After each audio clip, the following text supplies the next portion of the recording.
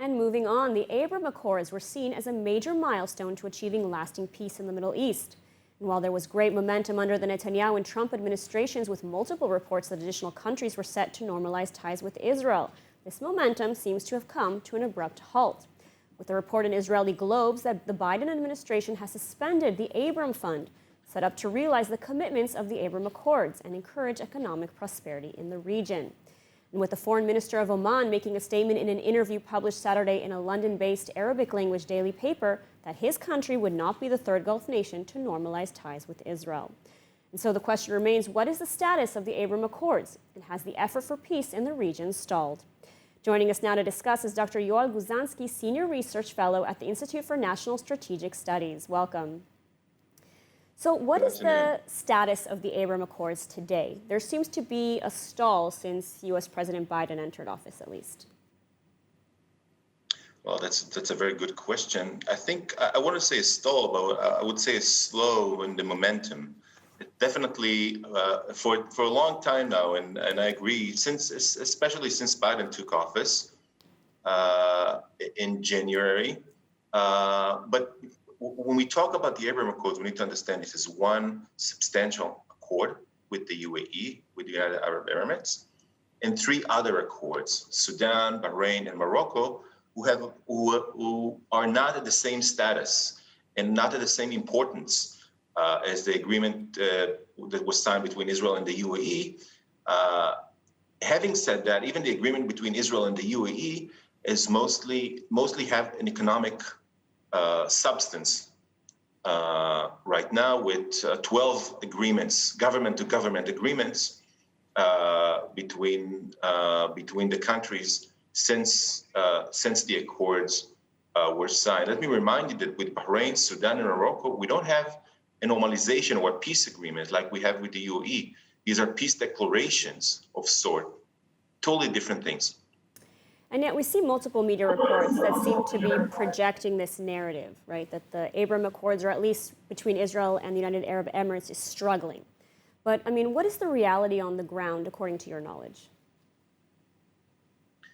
Again, I do agree, and I do see it on the ground, above the ground, difficulties. Mm-hmm.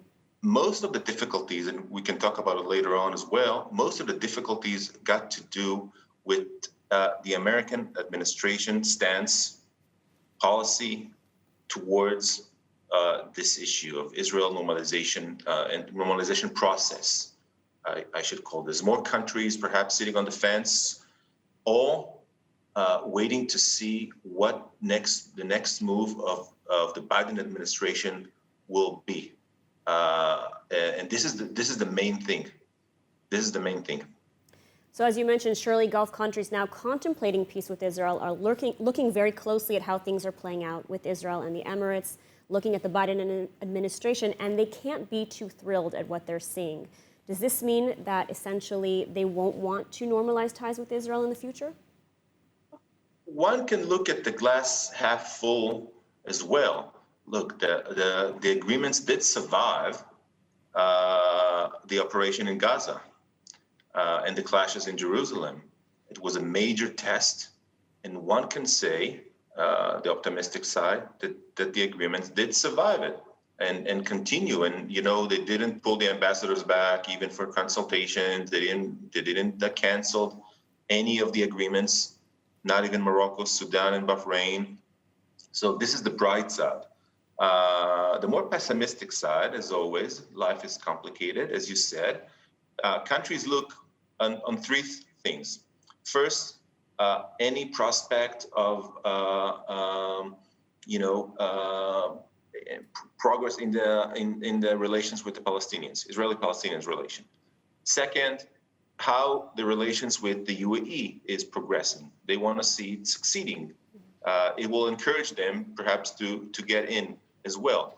But the third most important things, I think, is, again, the Biden administration policy towards it. So far, the support that the Biden administration issued was only rhetoric.